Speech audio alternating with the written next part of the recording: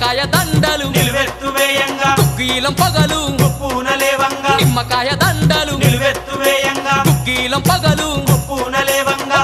గులాలు వేసి సక్కాని పూజలు చూడు చూడు చూడు చూడు చూడు చూడు దుర్గమ్మ చూడు భక్తుల నడుమ భావాని చూడు చూడు చూడు దుర్గమ్మ చూడు భక్తుల నడుమ భావాని చూడు